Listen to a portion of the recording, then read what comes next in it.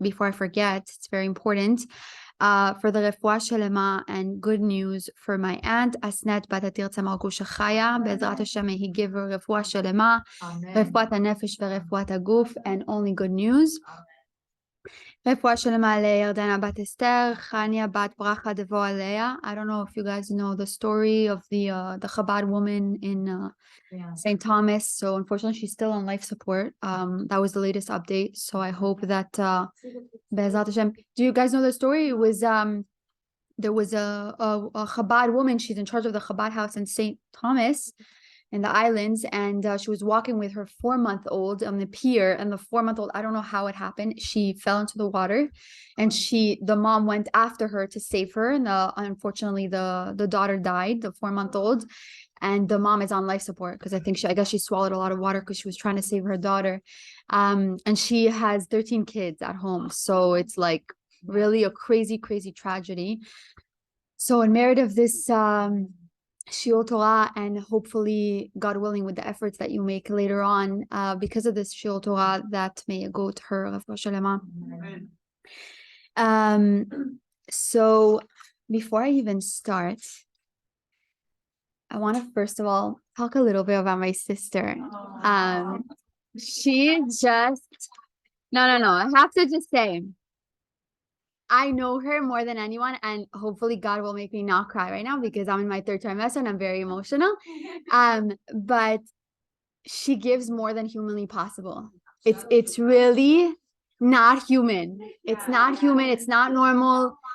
I was like, I probably shouldn't even bring anything because I know she's gonna go over and over and do the most. And it's not even just because I'm family. She does it for everyone. She gives like her heart and soul to every single person that's close to her, and it comes naturally. And there's a book called Mesilat Yesharim. It's a book about how to worship Hashem, and you go through different levels. And there's a level called Zrizut, and Zrizut means quickness, swiftness. And it means that you're so quick to do a mitzvah, you don't even think about it. She has that quality, and I don't know anybody else that has that. My sister-in-law has the same quality. Sivan and my sister, those are the only 2 people in my entire life that I've seen that have that swiftness that I don't even need to ask. They're already running to do a mitzvah. They're already running to help me. Not even just me, everybody else.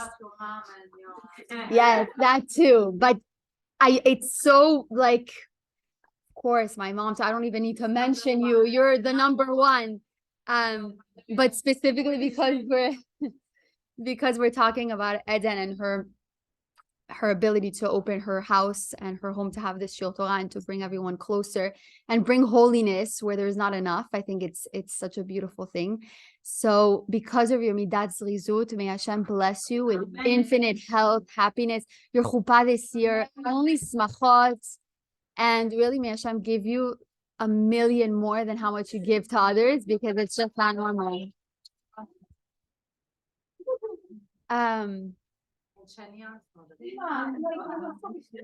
I could go on and on about my sibling. And thank you, Millie, for opening your home as well. I know that you live here too. Thank you so much. I feel like who? Millie? I'm sure. And happy birthday to Essie. I didn't mention this on the group. I missed it. Happy birthday. There are people on Zoom are probably like, can you start already? I'm taking so long. So this class, usually my classes I like to be short, to the point, because people have such a short attention span these days, but it's such an important shiur and such an important month that I kind of went a little bit more, more in depth in this shiur, and hopefully you'll be able to pay attention till the end because I connect everything. For those of you who watch my shiurim, I connect everything usually at the end. So it's important to kind of not miss the little bits and pieces. And then if I can ask you to hold your questions till the end, just because I have intense brain issues with this pregnancy that sometimes I lose my train of thought. So if somebody asks a question, I'm going to lose everything I want to say. So if you can hold your questions till the end. So every single Jewish month of the year has its own energy. And I don't know if you've heard this before, but every single month comes with its own energy and its own influence. And if we use it wisely, that specific energy, that specific focus of every month, we're able to cope with things in life better when we use the momentum of every single month. For example, the month of Elul is all about tshuva, connecting with Hashem, going back to our roots, kind of going into self-reflection and understand, okay, where do we need to change? How do we get closer to Hashem? The month of Adar is all about identity. It's all about, feeling that happiness, right? The joy of being Jewish. Chodesh comes from the word itchadshut, which means renewal. So every month comes with its new renewal energy. And the month of Kislev is also where the month of Chanukah, the month of miracles, takes place. But specifically, Kislev it comes from the two words kis and lev. Kis means pocket, and lev means heart. So now I looked at this word and I was like, there's no connection. What's kis and lev? Like, what's the association? And so Rav Ovadia Yosef, alav shalom, he basically explained that in this month, our hearts are in our pockets. What does that mean? It's easier this month more than any other month to go and access our hearts and our willpower. More than any other month, we have the ability to set a goal that it seems impossible, right? We have the month of miracles, so it seems impossible to us, like unrealistic. But the month of Kislev, if we set that goal, we're able to get that extra push more than any other month, right? It's the month of hearts where we have the access to really go into our willpower and say, okay, what do I want this year? Going back to Lev, our hearts and our willpower, the best way to find and connect with Hashem that I find, especially when we're talking about the heart, and so I said, okay, I'm going to connect love and Hashem, is living a life in Judaism where you love HaKadosh Baruch Hu, and you're not doing it through fear. You're not doing it because someone pressures you. You're not doing it because, everyone around you is doing it. You're doing it because you purely understand and love Hashem in a way where there's no greater power. And so in this month, specifically month of Kislev, we have the ability to access our hearts, but even more so access the love that we have and use it in order to get closer to Hashem. I chose this specific topic about love and the willpower, but specifically in serving Hashem, because I think that there's such a lack of connection today. And, you forget sometimes that in the beginning of all relationships, what does it stem from? Love, right? You fall in love with a person, the personality, whatever it is, that trait that you really relate to and you bond with that person, you need the love, right? That's the foundation of everything.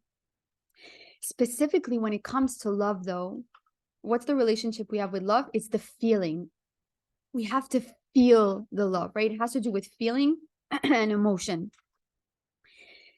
And when we need to feel that connection with Hashem, we need to feel His presence, we need to feel His emunah. If we're not able to feel it, right? If we don't feel the connection with Hashem, like, okay, we know that He exists, yes, cool. But if we don't feel it, it starts to dim. We start to lose the connection because we're like, we don't feel it. We're praying to Hashem, we open a siddur, but we're like, I don't really understand. Like, I can't really connect with Hashem. And that happens a lot. I've heard that so many times where, people are trying to get closer to Judaism. They want to get closer to their identity. They want to understand what is Judaism all about, but they don't have the feeling. And that's important. There's a story of a yeshiva boy who decided that once he finishes off the year, he's like, Rabbi, I quit. I don't want to do this anymore. I'm not enjoying my time. It's been 4 years. I'm wasting my time. Like, I want to start a new life. Basically, he wants to leave Judaism. So the rabbi who sees this boy that's not happy, he asks him, how come, you've stayed here for so long? You've been here 4 years. So how is it possible that you've lasted up until now? So he says, if you don't enjoy the yeshiva, then how is it possible that you didn't leave in the first year? Why are you leaving only now? So the student asks, what do you mean? Why are you asking me this? Okay, I wasted my time. Maybe it was out of habit. I was scared my parents were going to say something. So he ended up staying in the yeshiva for longer than usual. The rabbi explains it's very simple. I know what the problem is. Pleasure is the core of our lives. We seek it in every single experience that we have. We're constantly seeking to enjoy ourselves in every single thing that we do, in food, in bonding through relationships, whether it's self-care, whatever experience that you fill in the blank, we're looking just to enjoy. Pleasure is the light that gives us life. But did you ever ask yourself, so, okay, if pleasure gives us life, right? The body wants the pleasure, but what does the neshama want? We want to connect with Hashem, right? We want to have shiurei Torah, and we want to have all that. But what is the issue here? The yeshiva boy, he has the shiur Torah. He's studying Torah. He's trying to get closer to Hashem, but what's missing? the feeling. He's like, I'm studying Torah, I'm feeding my neshama, I'm doing everything that I'm supposed to as a Jew, but I don't feel the connection with Hashem. So what am I supposed to do? I don't feel it. The feeling is missing. I want to leave the yeshiva. I want to start my own life. It's not the right path for me, right? If you're not enjoying learning in a yeshiva and you're not able to feel, then there's a problem, right? So where do we go from there, right? Where, you're doing the right thing, you're taking the right steps. The Torah tells you, okay, study, daven, this, that, do all your prayers, keep Shabbat, keep mitzvah, but you're not feeling Hashem. So then all of that is going where exactly? How do you feel? So I want you to hold that thought. The Torah says that the more knowledge you have about the individual, the more intimate you are with the individual and the more love you have for that person. In Hebrew, there's a quote, Kefi hayediah tiyeh ahava. The more you know, the more you will love. The Rambam wrote a book, and it's called Sefer Ilchot Yesodei HaTorah, which is basically the laws of the foundation of the Torah. In chapter 1, he says, know your God. You have to know your God. And in chapter 2, though, he says, love that God, right? So there's two different aspects. There's know your God, know who you're talking to. And the second aspect is loving your God, right? In the first chapter, he talks about the wisdom, right? Which is using our brains. And in the second chapter, he talks about using our hearts, right? Those are two different things. What he means by these chapters is that when we have emunah in Hashem, we're integrating both of these. We're integrating the wisdom that we know what Judaism is all about. We know what Hashem is all about. And he's integrating also love, the heart, which is loving Hashem, really having that emotional connection.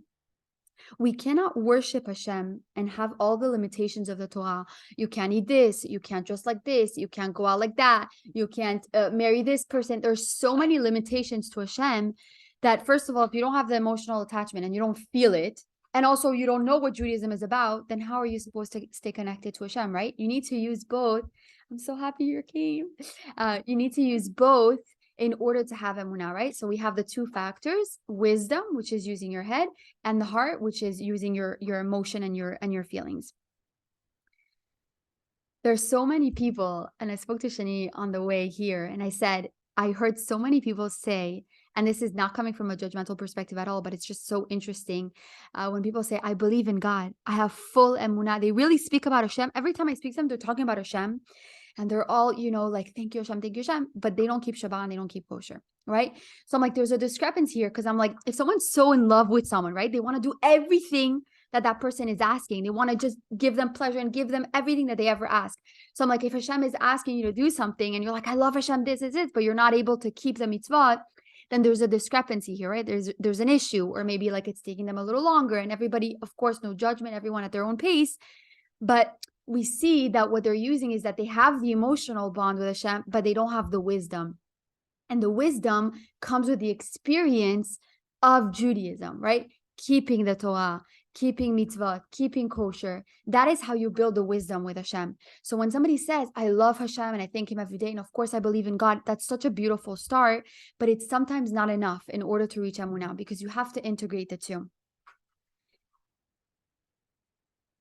The real emunah is the most difficult to attain, because you're not only saying, I know Hashem, I love him, but it's also, I'm committed to him. So we have the wisdom and we have the love, which equals commitment. And that's the true emunah, right? It's the real commitment that you're like, this is the truth. And there's nothing else but the truth, right? And this is where I want to lead my path. Without the knowledge and the emotional integration, it's very hard to have the real foundation, because we all have questions. We're all seeking answers. But if we remain stagnant and we remain in a bubble, we're like, yeah, I trust Hashem, I love Hashem, yeah, everything's all good.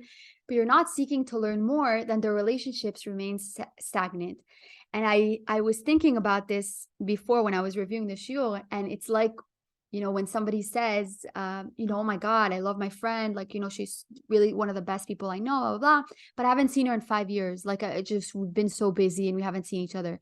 So they have the emotional attachment. They probably truly really do love that person, but they don't invest enough time to have the wisdom to really know them and to invest the energy and to really understand, okay, where's this person in this life? Like, have I seen this person, in real time? Have I had those deep conversations with them?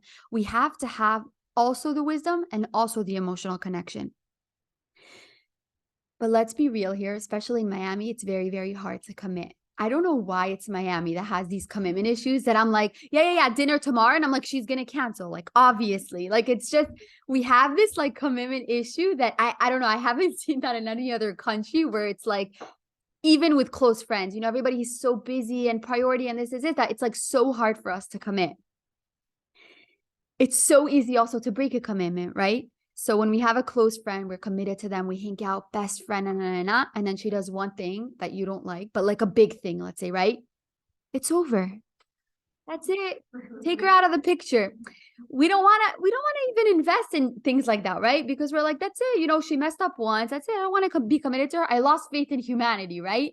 And if that occasion where this person, stabbed you in the back, whatever it is that happened, it happens multiple times over your life, that's it. I don't want to have friends. That's it. Like I lost my faith in humanity. Why? Because over and over, you're trusting people and you're not able to commit to them anymore because they keep stabbing you in the back or whatever it is, right? This happens. It's so easy to lose our faith in human beings. So imagine if it's so hard to be committed to human beings, how much harder it is to be committed to Hashem. When we're able to have friends, right? So how do you know that this person is going to be like your best friend? Like I recently got very close with this girl and it's like almost like we rekindled. We were like very, very good friends. And I moved to Israel and now like I see her again more and now we're very close friends. But how was I able to answer the fact that, okay, am I going to invest in this relationship? Is she a good influence? Do we have deep conversations? We're able to feel with our senses whether this person is good for us or not good for us, right? But when it comes to creating a relationship with Hashem, how can we sense anything? We haven't spoken to him. We haven't seen him. So how do we create that foundation where we have those amazing relationships with people? So then how do we create the relationship with Hashem, right? It has to start somewhere. In order, let me see if I lost myself here.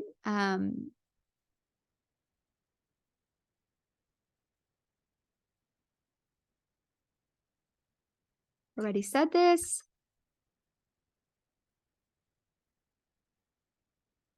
Okay. So going back to what I was saying, in the same way that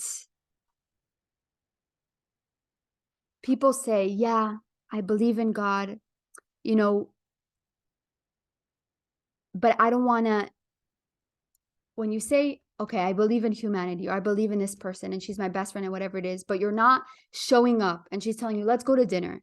And the next week after that, let's go to the mall. And the next week after that, and you keep saying, no, I'm too busy, right? And this happens to all of us. So what do? We start losing trust in the person and we start saying, okay, like this relationship is not like going anywhere. Like nobody's making an effort. So it's double-sided. And then, the relationship doesn't go anywhere. We have to show up for those events. In the same way, when we're creating a relationship with Hashem, we have to show up for the events. And we're talking about when we have Shabbat, Friday and Saturday, when we're talking about eating in kosher restaurants, we have to show up for the events in order to create that connection with HaKadosh Baruch Hu. That is where we build the wisdom and the experience of Judaism itself. There's knowing Hashem and there's loving Hashem. You can love Hashem, but if you don't have the experience of keeping Shabbat, keeping kosher, surrounding yourself with people that are on the same boat, then it's very, very hard to get to know Hashem. You have to have the full experience, and that is where the knowledge comes in. And I want to tell you that while we think with wisdom and we have the emotional attachment, a lot of our decisions are always going to be based on emotion. We think that sometimes, okay, yeah, I want to think with logic, blah, blah, blah. But at the end of the day, most of our life is we base our decisions on emotions, right? Our emotional attachment to things. Most of the people who feel stuck in life, right? And they can't move forward. They're like, I just don't know where I'm going to go next. I'm stuck. I don't know. I can't connect to Hashem. It's not because of this. It's because of this. Something here emotionally is going on. Back to the yeshiva boy who said he quits, the rabbi asks him, if you had pleasure every single day and you listened to Shiurei Torah and you were like, you enjoyed every minute, whether it was with peers or whether it was outside with your teachers or whatever it is that you were doing, if you really enjoyed it, then you wouldn't be sitting here today.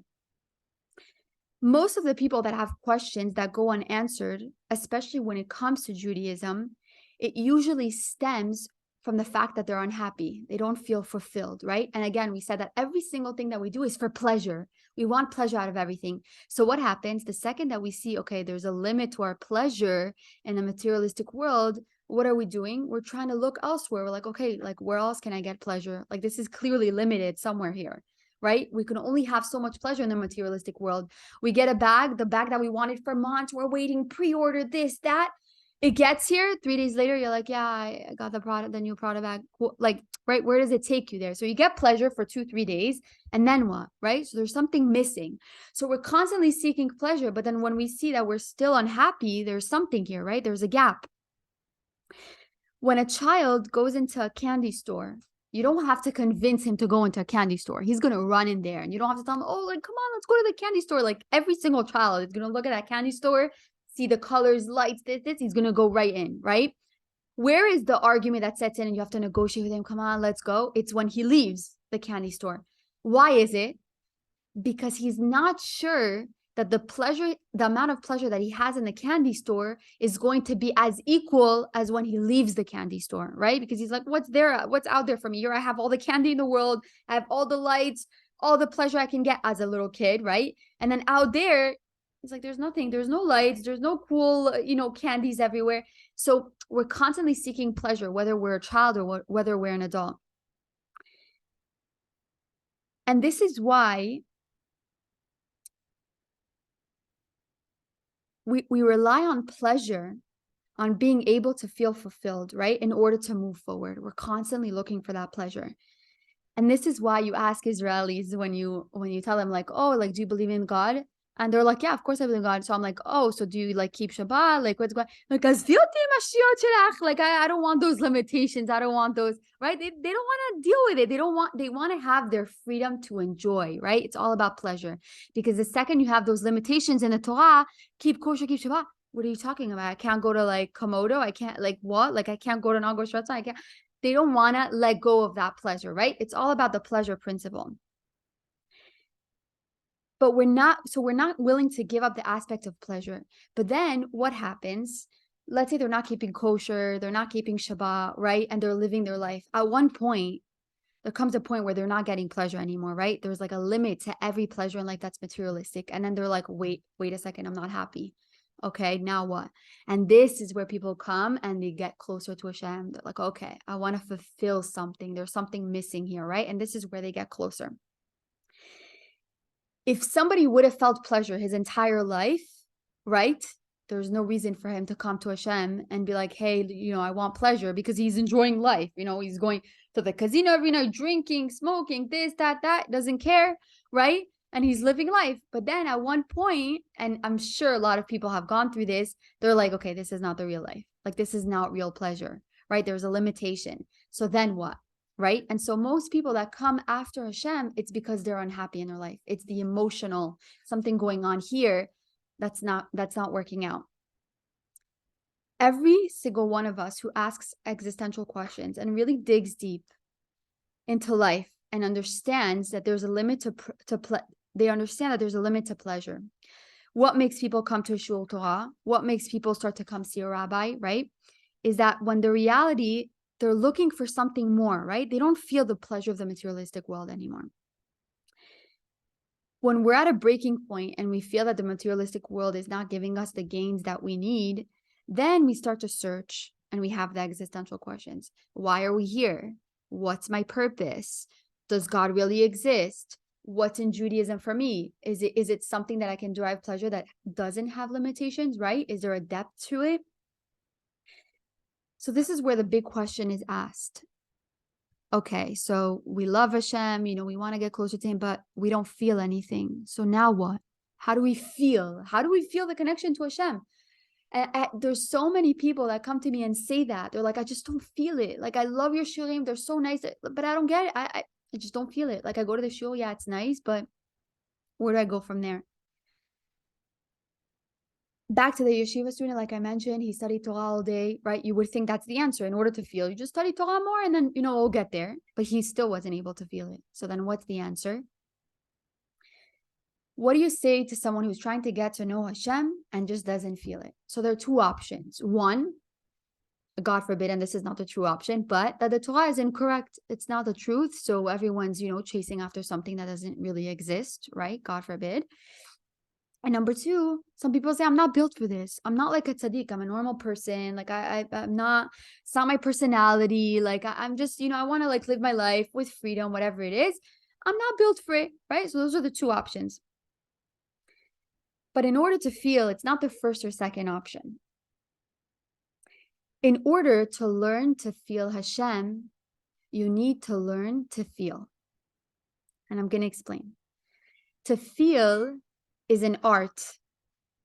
To be an empath and to put yourself in someone's situation, like for example, when you hear bad news, you have to feel. It's like Raquel, she comes to me every day. She's like, I think I'm a sociopath. Like there's so many people today that are like, yeah, like I just like don't feel bad. Like sometimes like we really have that inability to feel. Like sometimes I watch the news and I'm like, oh, that's horrible. But it's like, that's it. And you keep eating your donut or whatever it is that you're doing, right? It's like we've lost that sensitivity to be able to feel. And I understood that actually before I even prepared the shiur. I understood that because I went to another shiur last week of someone who was teaching. And this girl comes in crying. And this was the day that the woman who was trying to save the daughter, she told us the story. And it was the first time I heard the story. I'm like, oh my gosh, that's like horrible. And she's crying. She's like, I can't, like, that's a real empath. I'm like, wow, like, kol hakavod. Like, she's really like, she really felt like the loss in Am Yisrael. And like, I see everybody else like eating and they're like, that's like really sad. It's not that they don't feel bad. It's that they just don't have the ability to like really feel the sadness or feel the loss, right? Unless like you have someone that's very, very close to you, it's very hard to feel, right? So in order to feel Hashem, we must feel. And in order to feel, that's an art that we have to master.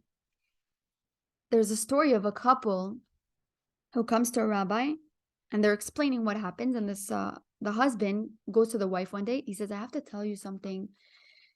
But he's like, I promise you, like, I know I'm a bad person and I will stay with you for the rest of our lives. I'm not saying I'm leaving you, but I need you to know this. I can't live in a lie. So the wife's like, what is it?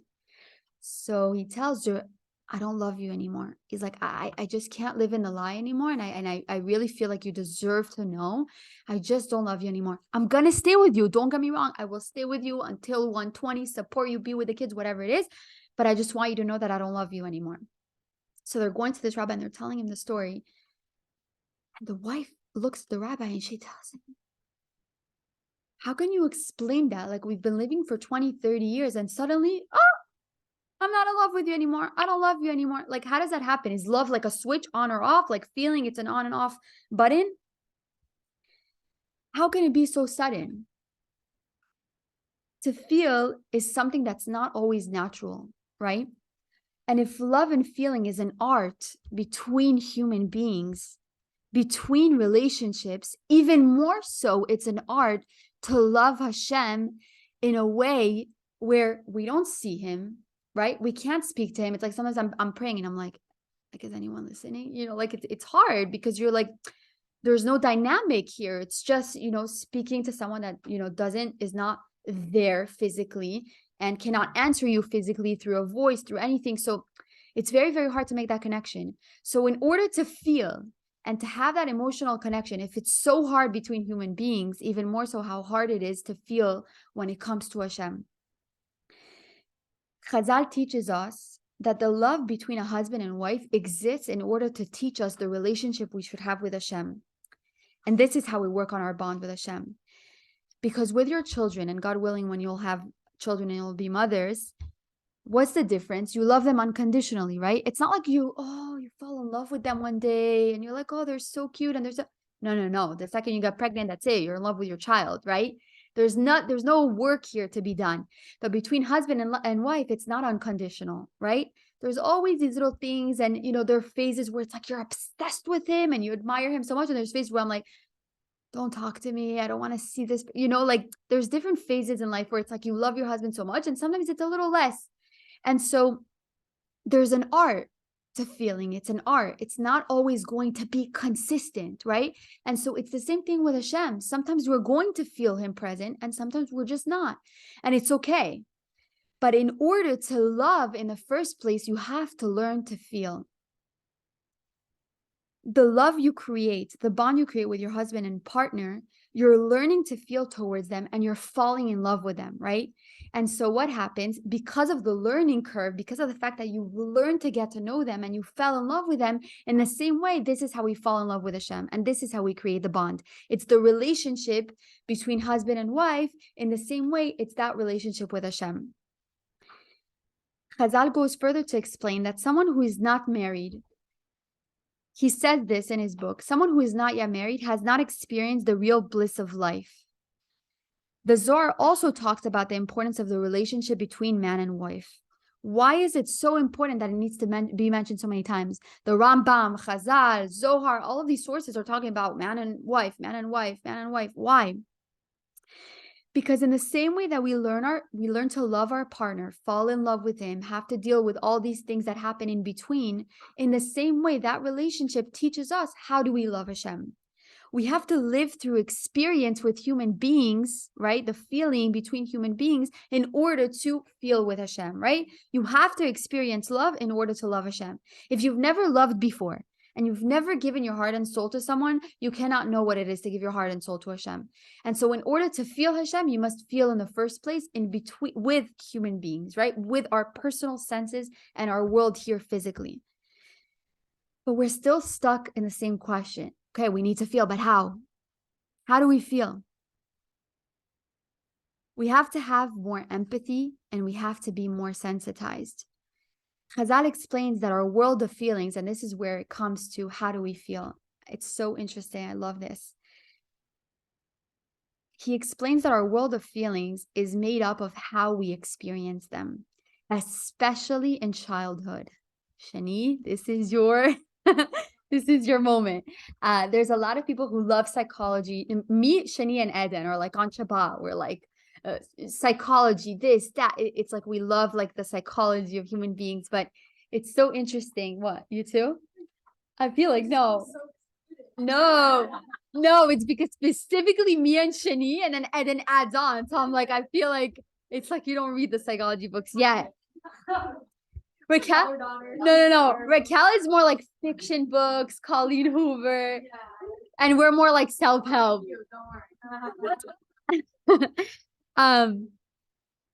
So we don't need to be psychologists to understand that what happens to us in childhood affects our emotional stability and how our emotions are used later on. And so a perfect example, I have this weird, I don't know if anyone knows this, but I have this weird like fear of being abandoned. And I you all know, whoever knows me knows this. So, and I'm like, my aunt, thank God, she does like transgenerational like therapy, whatever. I was like, you know what? I'm just gonna sit with her and talk to her, whatever. Let's see, maybe like she has ideas, like why is this happening? And I've had that like for a while. So I'm like, I don't get it. Like, why am I so scared? And so she said, can you think back of an experience where you felt like abandoned in your life? So I'm like, no, like literally nothing. So she's like, I want you to sit with it. Just sit with it. See like what comes up. And sometimes your unconscious really just throws you stuff and you're like, I didn't even know that existed in my head. Like, I didn't even know that was an experience. And something came up. I don't even know if it's because of that, because it was something so like, I don't want to say minor, but it shouldn't have marked me that badly. But it's to show you how a little small thing in our childhood affects our emotion. So I don't know if I was like 5 or 6. We went to Jamaica. We loved like that place. And there was but look how random this is. What? We went a few times. No, you didn't leave us there. No, but this is what my unconscious said. Maybe it's wrong. We went to the shuk. It's like a shuk there, so it's like a market where they have like handmade, like Jamaican stuff, right? Like the wallets and the cool, whatever, hats, beads, whatever. So me being like a shopaholic at 5 years old, I'm like looking at like the intricate, like handmade, like whatever. So I'm like so focused on that like my family already like is looking at another shop. But like as a 5-year-old, I'm obviously freaking, they were probably right next to me, but I'm like freaking out. I'm like, oh my God, where's Zima? Where's that? But like freaking out, whatever. And then I'm like holding someone's hand and I'm like, oh, thank God. And that wasn't my dad. And now I'm in a foreign country. I mean, I'm 5 years old and I'm like, where are my parents? I mean, that like, it was like a scary moment. Like, okay, if I was an adult, it's fine. Like I would be like, where are you? But I didn't have a phone. So I'm like freaking out. And it was like a good 20 minutes, really a good 20 minutes. Now the Jamaicans are all like, they see my wallet. So they're like, oh, like I'm like 5 years old. I'm like, where's my mom? Like crying, whatever. I ended up finding them. Thank God, obviously, that I'm here. But it was just those 20 to 30 minutes that's it. It's a fear forever. She's like, I thought they kidnapped her. Guys, you see, it was really bad. So imagine. She's like, I can't believe it. Oh my God. Really? So it's crazy. Like everybody has their experiences. But imagine if those 20 to 30 minutes scarred me for life. Like now my husband literally goes for a drink. I'm like, Shani, can you come over? I'm alone. And she's like, Shani's like, Sean, but like it's 7 p.m. Like it's fine. Like he's coming back in an hour. I'm like, no, I can't be alone. Like I need someone to come. So I'm like, it's so funny because I'm like this adult, like I'm pregnant, I have 2 kids. Like, what do you mean? Like you need someone to be, like I have this like abandonment thing. So imagine if that was a scar for me, those 20 to 30 minutes, how much more so someone's experiences, how much they shape their emotional attachment and their emotional reaction to things. And there's another example, lehavdil, and I don't wish this on anyone, but in a lot of, there's a big subject in psychology with women who get raped, Hashem yishmor aleinu, and I hate to bring this up, but it's important, that when that happens to them at that point, because the body is not able to cope with what's going on, because it's so traumatic, it shuts down. So they're like robotic when it's happening, right? So the body learns to shut down and not feel. And what happens, because it's such a crucial moment in their childhood, they learn to shut off their emotions for the rest of their life. And so what happens, it's not that the person is apathetic and they're not, it's because their experience just made them that way, right? They were able to just shut down, their body shut down, and now they're not able to feel again. And so it's very important that we understand that our emotions and our ability to feel or our inability to feel or to disconnect and connect is really, excuse me, from our childhood experiences. Our ability to feel and our ability to love is heavily, heavily dependent on our experiences. And I'm going to give you another example of a child, and this is like another shield that I got this from, but they explain, like, if a child has is eating wants to eat broccoli, let's say, doesn't want to eat broccoli, and you're like, eat your broccoli, and he doesn't want to eat it, right? So what's the option? You say, okay, eat your broccoli. If not, you're not going to have your candy after. You're not going to have your donut or whatever. That doesn't work, by the way. Like literally does not work. So you have that option. But so you could say, eat that and then you'll have this. Sometimes it doesn't work, right? What does work though is if you say, you don't want your broccoli? No problem. Your sister is going to eat it and she's going to enjoy it. So what does he do? Kids are so smart today. You cannot fool them. Like if you're acting, it's over. They know. Even if your daughter is acting for you and you're like, eat the broccoli so that like he could eat, they know. They will assess the girl's face while she's eating the broccoli. And if she's like pretending, they'll be like, I don't want it. But if she's eating that broccoli and she's like, oh my God, it's the best thing I've ever eaten. Let's say it's like her favorite food, right? That kid's going to be like, get me a plate and I don't want her to eat, right? He just wants that broccoli. Why? Because of the feeling that she had on her face.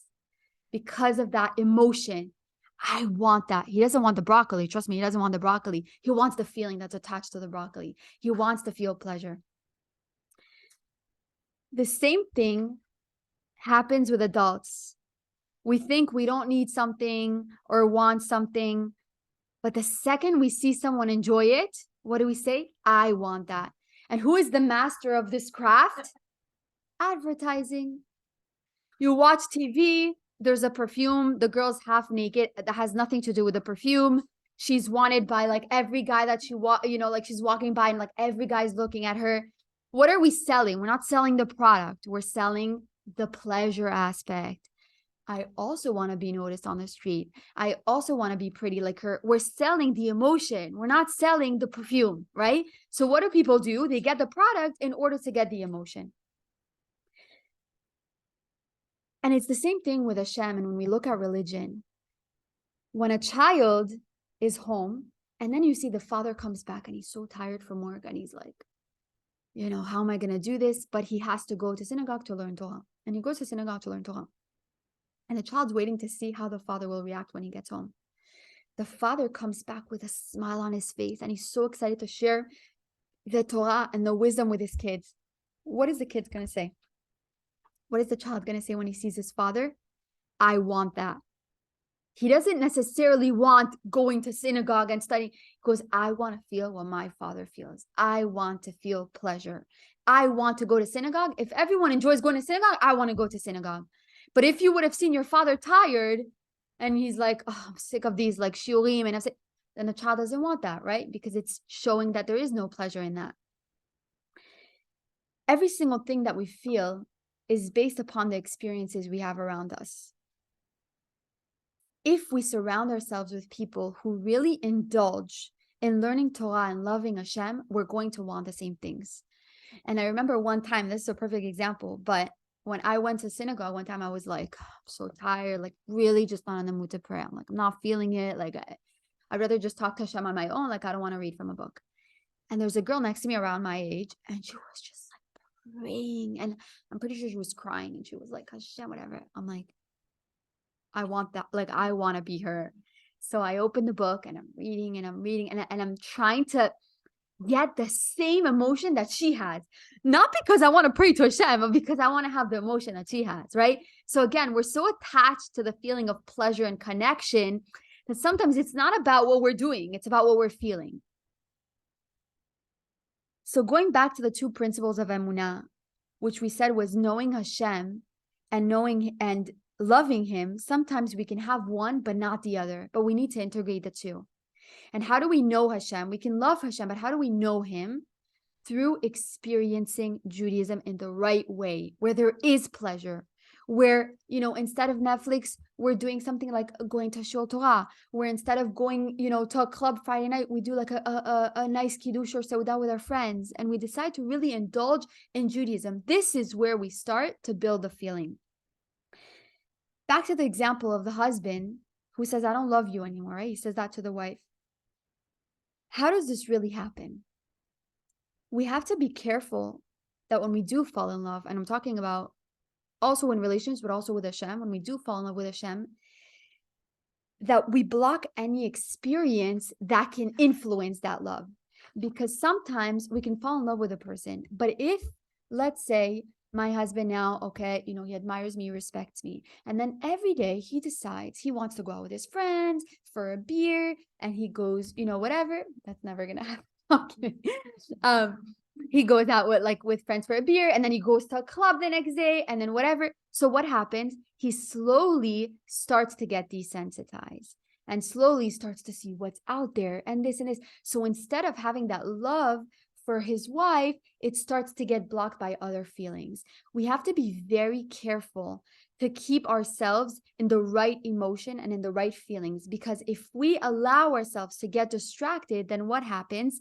We start to get desensitized again. We're very, very sensitive to that. Our feelings and emotions are easily threatened if they're not protected.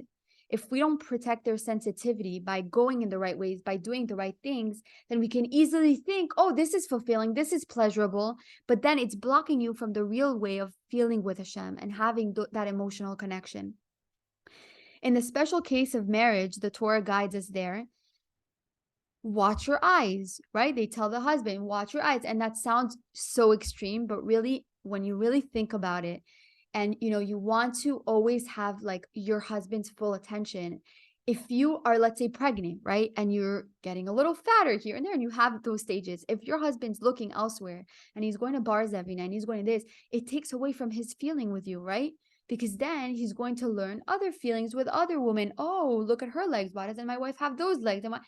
The Torah has a rule for everything in order to protect us, because Hashem created us. So what better person, lavdi, what better higher entity to create the Torah to guide us than the entity that created us, right? He knows better than everybody else. And so sometimes we think, oh, this is so extreme and this is so crazy, and like, I'm not going to do this and I'm not going to do that. But at the end of the day, it's for such a higher purpose. And Hashem said, I created you with feelings. You need the ability to feel, but protect those feelings.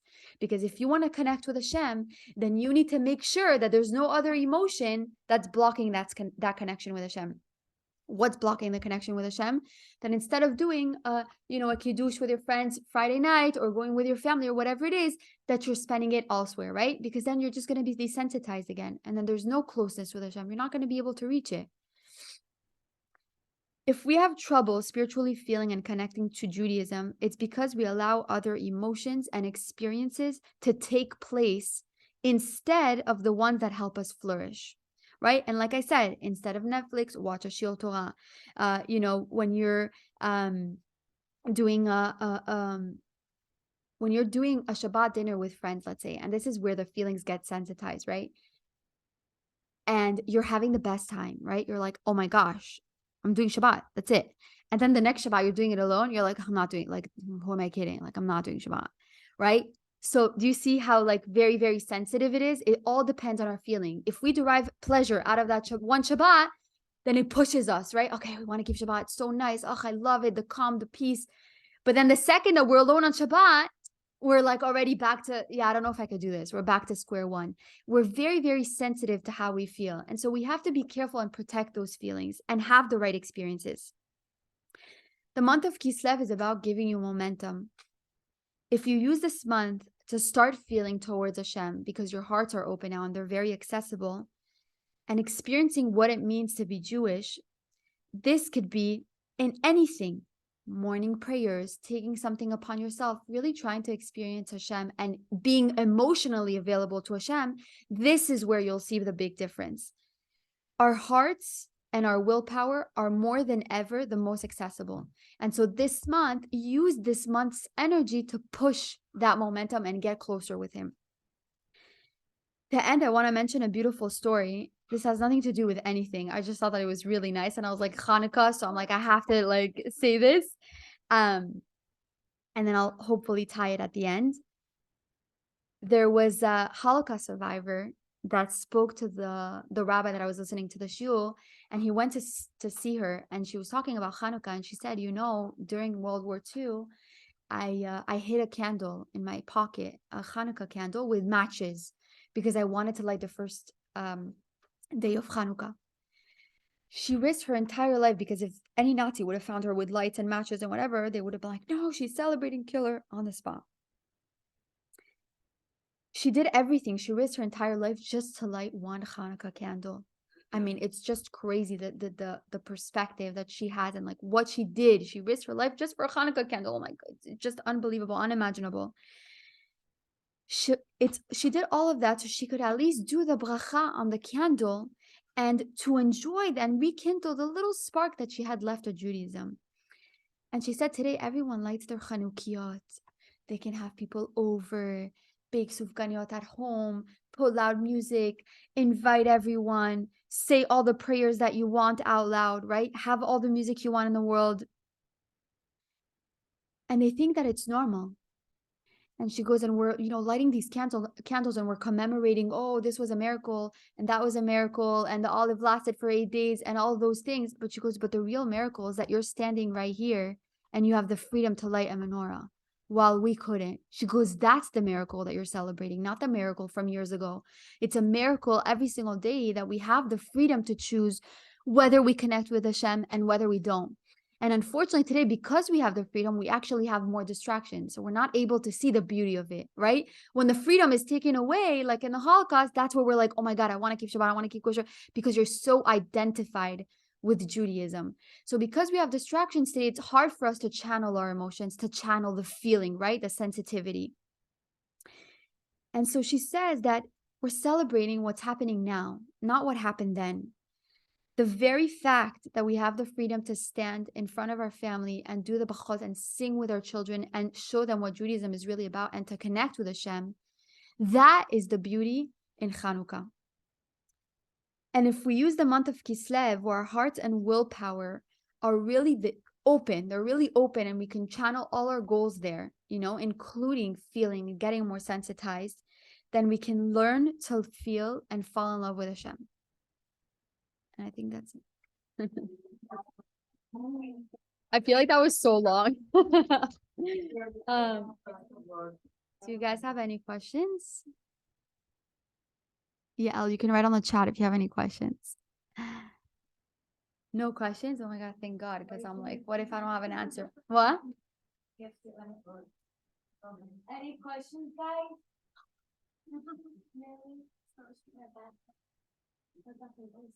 Yeah. Oh my God, that's the big one.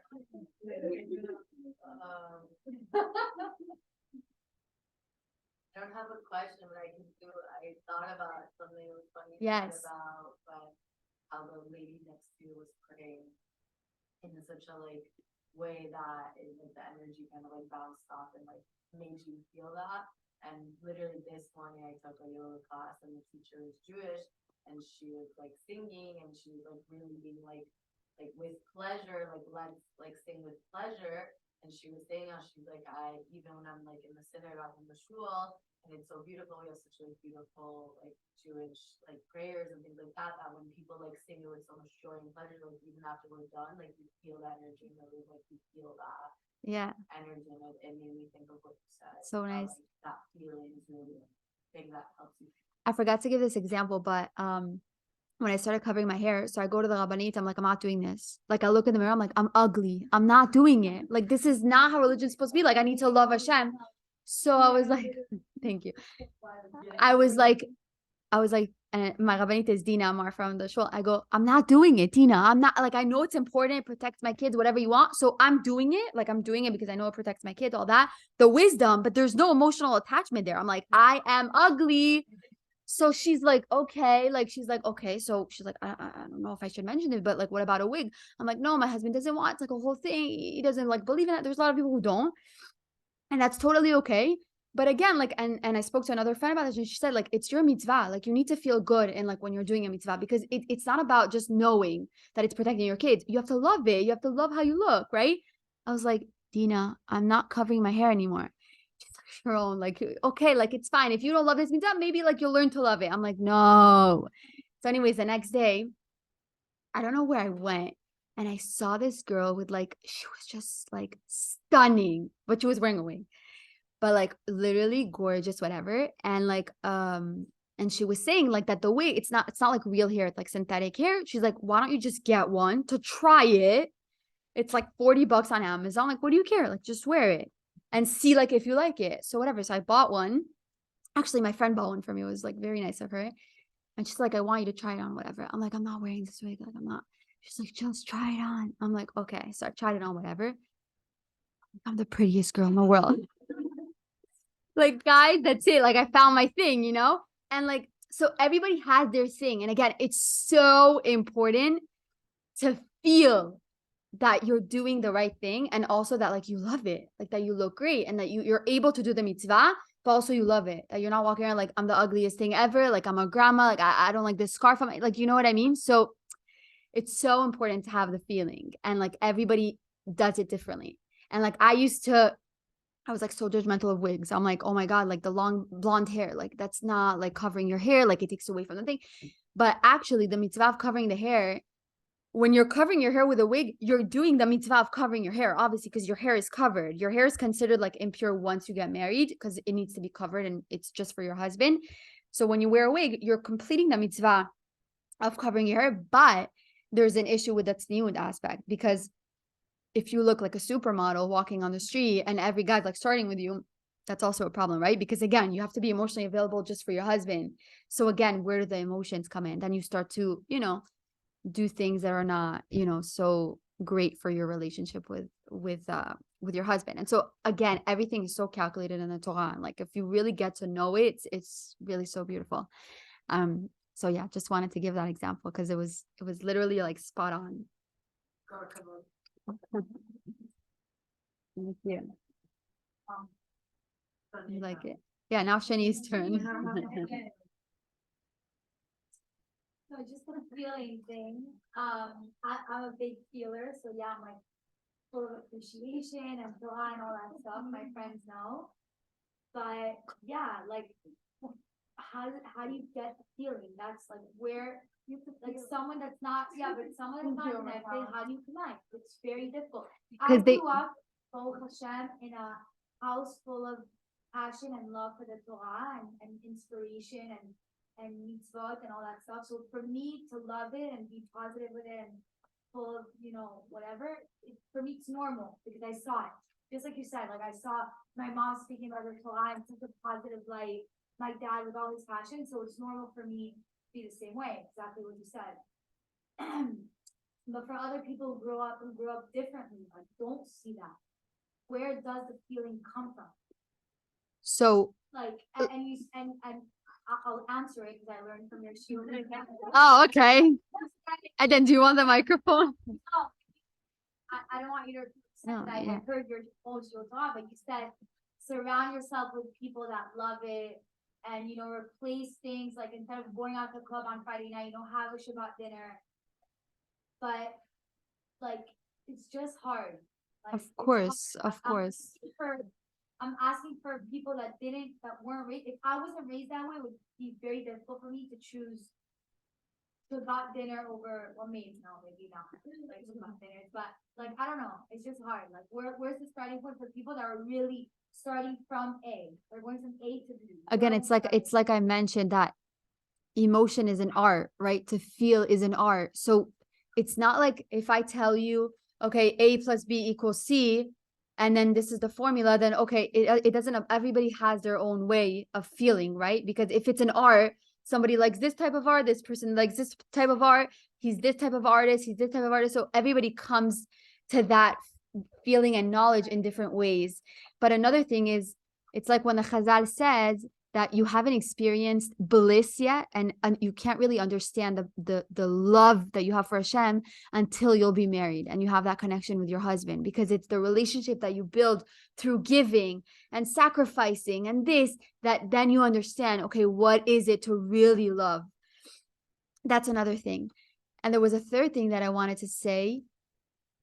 If you're not emotionally available for Hashem, and again, you're putting all of your emotional pile on things that are irrelevant, right?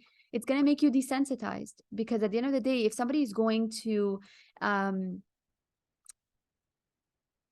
clubs every night, and I hate using that example because there are people who go to clubs every night. I'm not saying that you're bad people. Like, obviously, like I'm not like, there's no judgment here, but I'm just saying if your emotional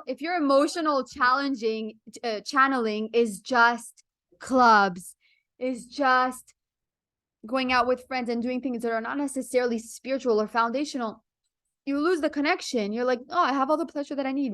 Where is it that you start to feel again? When something happens and you lose the pleasure and there's tragedy in life and there is this, and then you're like, oh my God, like, where's Hashem? What do I do? How do I get my pleasure back? And then you know that it's not materialistic. It's something much deeper than that. No, so I also think, like you said, like it's hard for you, or like it's difficult for people that weren't born like that. Like I'll give you another example of what I would feel. Let's say you grew up in a family where like the gym was just not a thing, right? Like for example, like our family. The gym.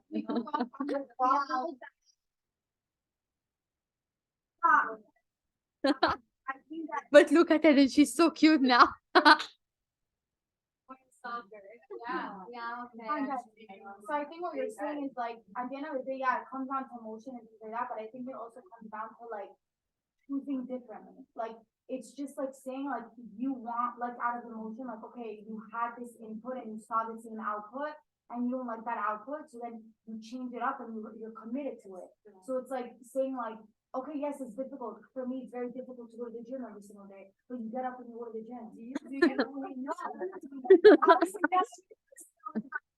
Saying like when you really want to change up your life and you see that, okay, let's say there's people that God forbid they have like health scares or they have like health things that they know, they realize like, okay, you gotta get your stuff together, you gotta, eat healthier, you gotta work out, you gotta do these things. So it's not about if it's easy or not, it's about committed or not committed. So I think that it also comes down to like, yeah, of course, emotion, but it also comes that I think that this society, we have a hard time, just like you said, with commitment and like, it's either in relationships or it's either in jobs or it's either in personal health things or it's in spiritual.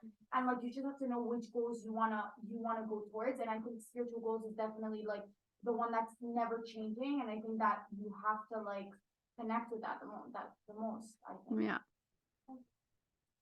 So you had put an emphasis on how Hashem obviously doesn't have human-like features. You can't hear us, you can't any of that. So when we're praying, I feel like there's a big misconception that like you're praying for Hashem. Like I could be wrong, but I feel like a lot of it's my age at least.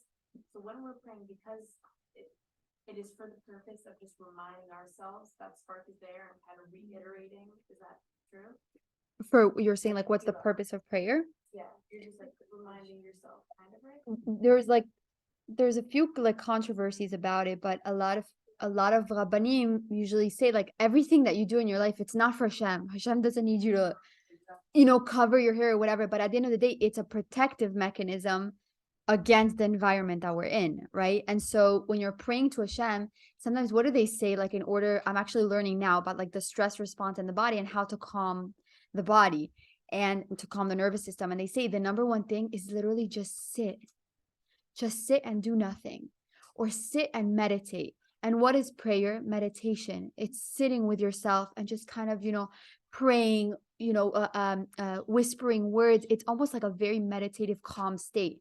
And so that could be a way where you're rewarded in a way that it's really for you. It's not really for HaKadosh Baruch Hu, but it also gets you closer, because we can't go have coffee with Hashem, right? So the only way that we really can show up and experience is through prayer, creating that relationship, keeping Shabbat, keeping kosher, showing up for those events, right? Lighting the menorah, lighting the candles, showing up for those events, showing up for coffee with Hashem, so to speak. This is where, the feeling and the foundation is. Does that answer your question? Okay. Of course. Where's your mom? Oh, you did. Anybody else? You can obviously, we can discuss if anybody has anything. My father-in-law's watching the kids, and she's like, Yada. Okay, Ellie, I'm just gonna close the thing so I can record.